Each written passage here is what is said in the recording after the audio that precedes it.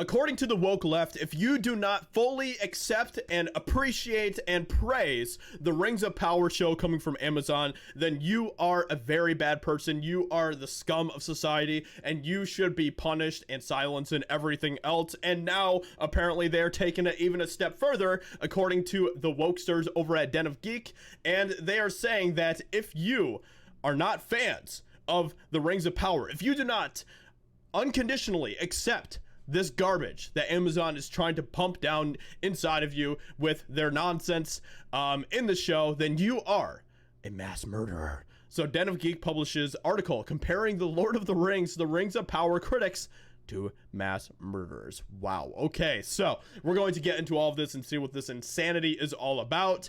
Let's just go ahead and get into this. And we all knew that this was coming, right? We all knew that this was coming. We all knew that as soon as we started to criticize the stuff that we were seeing in this show, because we wanted them to be faithful to Tolkien and they had no interest in doing so, that we were going to be called all these types of things. You know, every ist and phobe in the book is exactly what critics of Rings of Power are being called.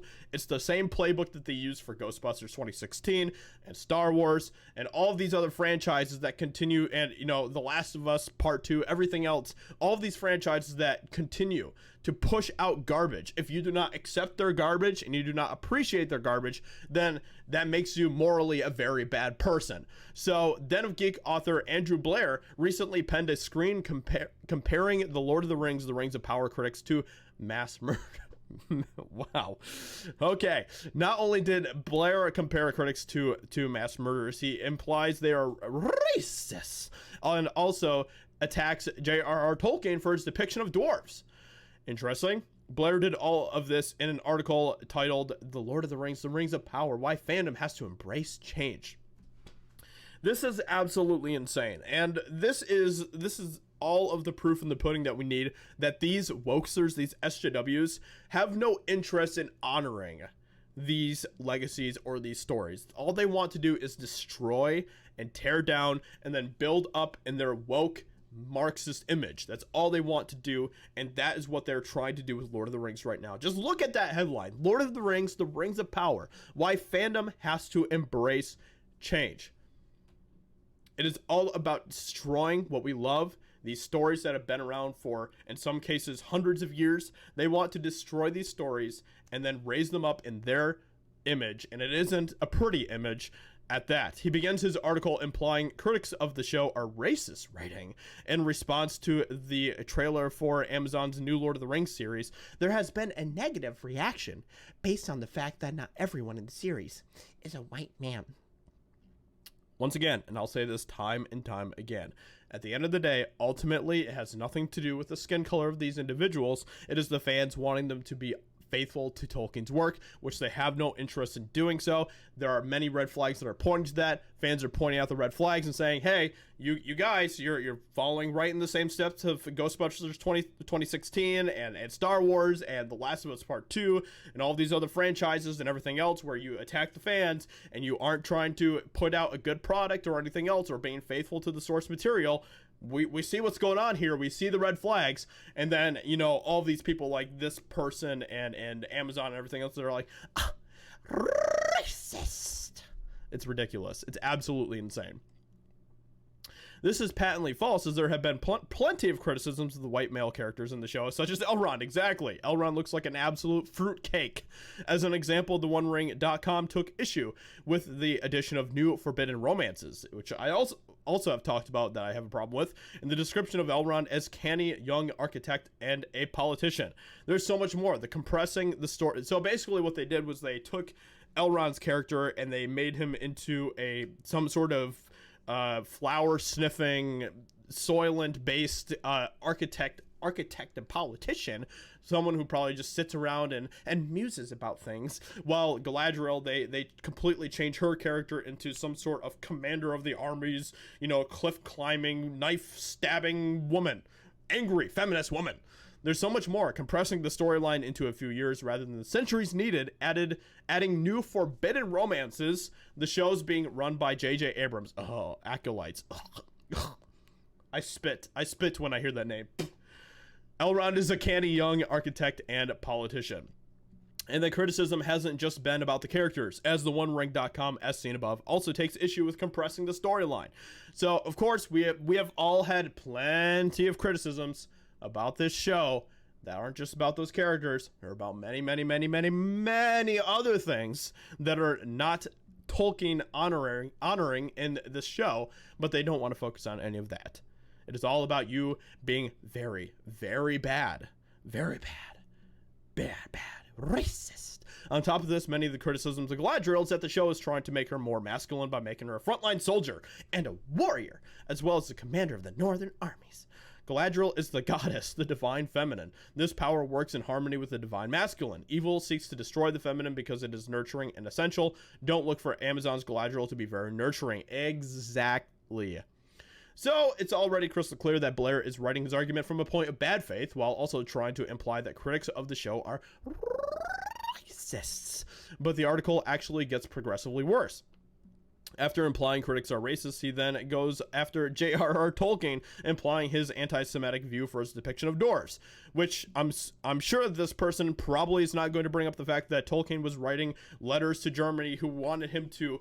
I can't quite remember how the story goes. You guys can look it up if you want to, but there's a story of Tolkien who was writing letters to, I believe it was Germany, who wanted him to write some sort of negative depiction of Jews. And Tolkien basically wrote back and was like, F no, I'm not going to do that. And they weren't very happy about that. But you guys can look into that if you want to on your own free time. But J.R.R. Tolkien was not anti-Semitic, okay? This idiot doesn't know what he's talking about very clearly, and he has no interest of knowing what he's talking about. Interestingly, Blair knows he's personally attacking... Okay, let's actually see what he has to say here. Despite Tolkien's vehement anti-racism, there are issues with his mythology.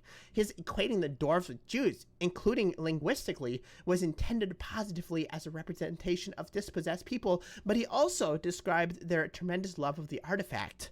Oh my gosh. You can't do anything to please the people. You just can't. J.R.R. Tolkien wasn't making this a huge negative thing. And he didn't even make dwarves bad. Like, they have flaws, sure, but every human being has flaws. This is just so stupid.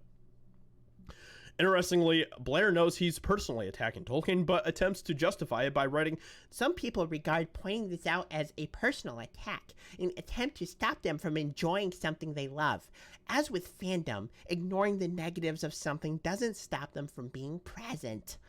I hate this type of thinking. It's so ridiculous. Letter 81 to his son, Christopher Tolkien, makes it very clear that J.R.R. Tolkien's opinions are. He writes, "The Germans have just as much right to declare the Poles and Jews exterminable, vermin, subhuman as we have to select the Germans. In other words, no right whatever they have done." If it wasn't already clear, Blair then shows his true colors by putting his own hate on display for all to see. He claims The Lord of the Rings has already been co-opted by the far right.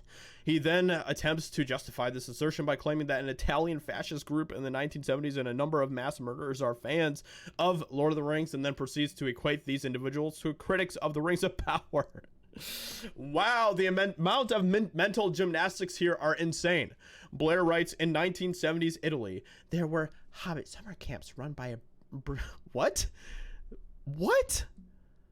Oh my gosh, it's... What? I am stunned.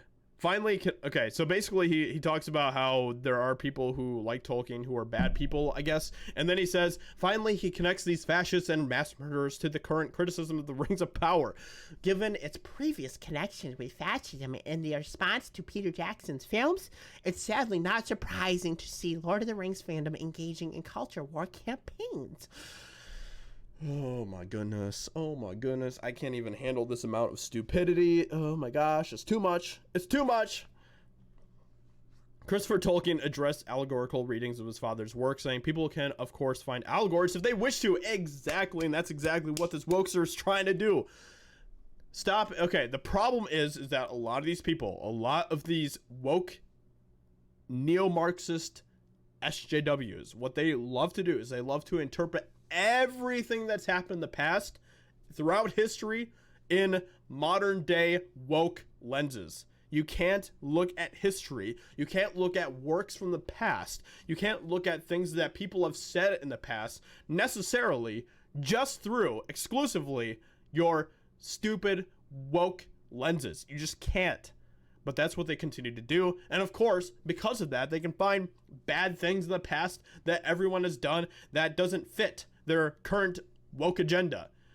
It's, oh my gosh.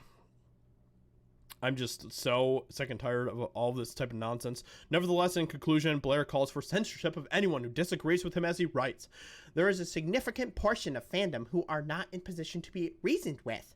Report them, block them, move on. They cannot create anything new.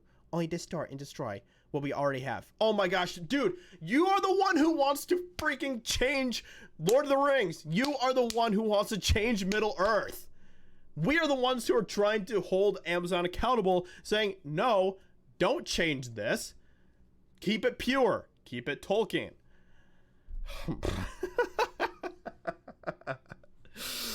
I am just speechless. I am absolutely speechless.